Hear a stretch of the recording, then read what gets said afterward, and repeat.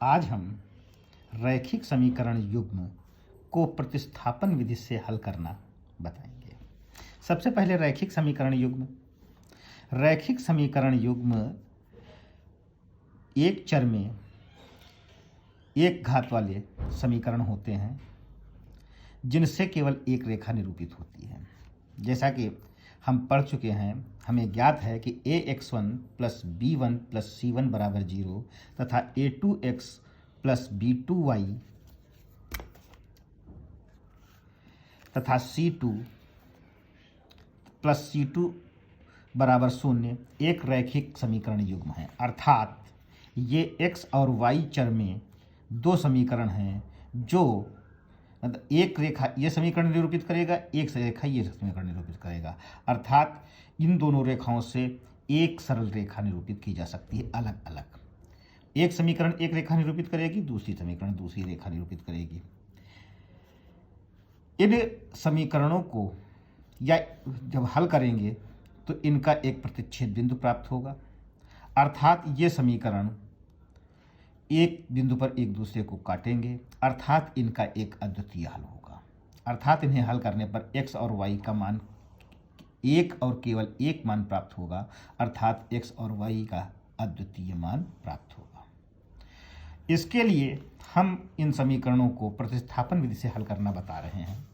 इसके लिए हमने x प्लस 2y माइनस 4 बराबर 0 एक समीकरण ली तथा 3x माइनस वाई माइनस 5 बराबर 0 दूसरी समीकरण ली। ये दोनों रैखिक समीकरण हैं। ये एक रैखिक समीकरण युग्म कहलाएगा। समीकरण 1 से x का मान y के पदों में हम निकाल रहे हैं, तो x बराबर अचर पद 4 बार हम बराबर के दूसरी ओर ले गए और 2y ये भी बराबर के दूसरी ओर ले जाएंगे। तो चूंकि इनका पक्ष परिवर्तन किए हैं या पक्षांतर किया है, अतः इनका चिन्ह बदल जाएगा। तो यहाँ पर 4 माइनस है, यहाँ पर प्लस हो जाएगा। यहाँ पर 2y प्लस है, यहाँ पर 2y माइनस हो जाएगा। इस संबंध को हमने संबंध 3 या समीकरण 3 लिख दिया। अब x का मान समीकरण 3 से जो हमें y के पदों में प्राप्त हुआ है, इस मान को समीकरण 2 में रखते हैं या प्रतिस्थापित करते हैं। इस मान को प्रतिस्थापित करने के कारण ही या रखने के कारण ही यह विधि प्रतिस्थापन विधि कहलाती है। तब हमें प्राप्त होगा 3, समीकरण 2 का ये वैल्यू है 3 गुणा x की जगह पर हमने 4 माइनस 2y रख दिया, माइनस वाई माइनस 5 बराबर 0। जब इसको खोलेंगे तो 3 और 4 की गुणा हुई 12, बीच में माइनस का चिन्ह लगा और 3 दूनी 6y माइनस वाई माइनस 5 बराबर 0। अब अचर राशियां एक तरफ और चर राशियां एक तरफ हम ले जाएंगे। 12 अचर है, बाईं ओर रखा, और उसके बाद माइनस 5 अचर है, इसको बाईं ओर रखा। माइनस 6y चर पद है, इसको बराबर के दाहिनी ओर ले गए, तो माइनस होने के कारण उस तरफ जाने पर प्लस हो गया। और माइनस y ये भी जब इसका पक्षांतर किए तो ये भी प्लस हो गया। इस तरीके से अब 12 में से 5 गया तो बचा 7 और 6y प्लस 1y जोड़ के 7y हो गए, तो 7 बराबर 7y हो गया। दोनों पक्षों से यदि हम वायु का समापन कर दें, वायु को काट दें या दोनों पक्षों को 7 और 7 से भाग कर दें, तो y का मान हमें 1 प्राप्त होता है। y का यह मान जो प्राप्त हुआ है, इसको समीकरण 3 में रखेंगे। समीकरण 3 में संबंध हमको मिला था x बराबर 4 माइनस 2y, तो x बराबर 4 माइनस 2 और y की जगह पर 1 रख दिया, तो 4 माइनस 2 1 कम 2, तो 4 माइनस 2 बराबर 2 प्राप्त हुआ। इस तरीके से इन समीकरणों के हल प्राप्त हुए, x बराबर 1 और y बराबर 2। ये इस समीकरण युग्म के अद्वितीय हल है। इसी प्रकार से हम एक अन्य उदाहरण लेते हैं, जिसमें पहला समीकरण हमारा 3x plus 2x plus 3y बराबर 11 तथा 2x माइनस 4y बराबर माइनस 24 है। इन समीकरणों को हमने क्रमशः एक समीकरण और समीकरण नंबर 2 लिख दिया। यह रैखिक समीकरण युग्म अथवा दो रैखिक समीकरणें हैं। समीकरण 1 से x का मान y के पदों में ज्ञात करने के लिए हमने 2x को बाईं ओर रखा और बराबर के दाईं ओर 11 था, 3y को हमने पक्षांतर किया तो ये माइनस में 3y हुआ। 2x के साथ गुणा कर रहा था, इसको भाग कर दिया तो ये 1/2 ब्रैकेट के अंदर 11 माइनस 3y, ये हमने संबंध 3 लिख दिया।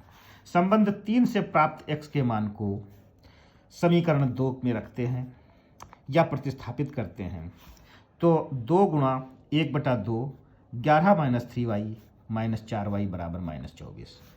2 और 1/2 का जब आपस में गुणा होगा तो 1 आ गया, तो 11 माइनस 3y माइनस 4y और 24 बराबर के बाईं ओर था उसको दाईं ओर ले लिए हमने, दाईं ओर था उसको बाईं ओर लिया तो +24 हो गया।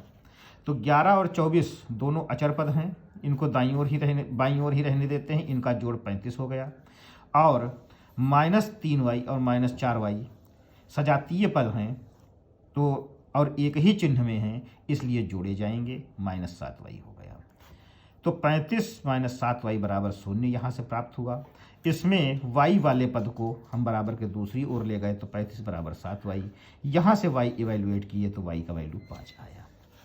यहाँ से प्राप्त y का मान 5 को समीकरण 3 या संबंध 3 में जहाँ पर x का मान y के पद में था उसमें रखते हैं तो हमें प्राप्त होता है x बराबर 1/2 ब्रैकेट 11 माइनस 3 गुणा y के स्थान पर 5 रख दिया, ये y था, y के स्थान पर 5 रख दिया तो 1/2 ब्रैकेट 11 माइनस 5 × 15 बराबर हो गया 1/2 गुणा 15 में से 11 जाएगा, 4 बचेगा तो और 15 का चिन्ह लगेगा, पहले वाला चिन्ह माइनस है इसलिए -4 रहेगा।